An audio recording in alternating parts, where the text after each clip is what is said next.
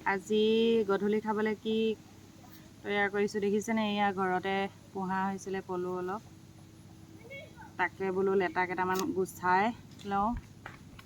এইয়া কোনে কোনে খাই ভাল পোৱা বাৰু? এইখিনি গুচাই ধুনীয়াকৈ বইল কৰি ল'ম।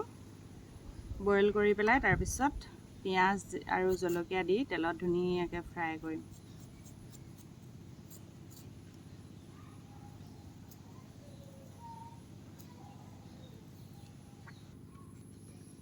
পলুকেইটা গুচাই হ'লগৈ আৰু এইকেইটা আছে গুচাবলৈ। গুচাই মেলি বইল কৰোঁগৈ।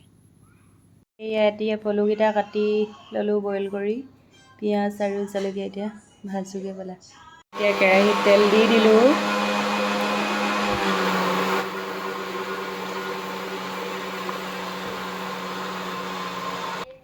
এয়া এতিয়া কাটি থোৱা পিঁয়াজ আৰু জলকীয়াখিনি দি দিলোঁ।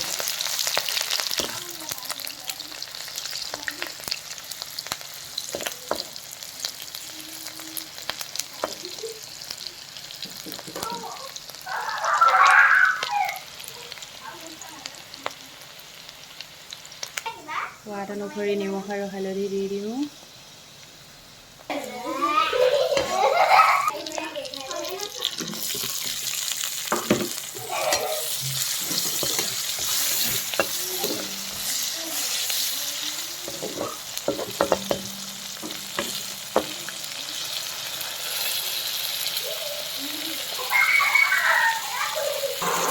এইয়া কাৰ কাৰ দেখি খাওঁ খাওঁ লাগিছে বাৰু?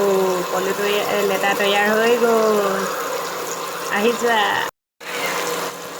লেটা ভাজিত পিঁয়াজখিনি অলপ লেৰেলি থাকিলে ভাল লাগে, বেছি ডেৰা ডেৰা হৈ গ'লে টেষ্টি নালাগে ন? এইয়া আমাৰ লেটা হৈ গ'ল তৈয়াৰ।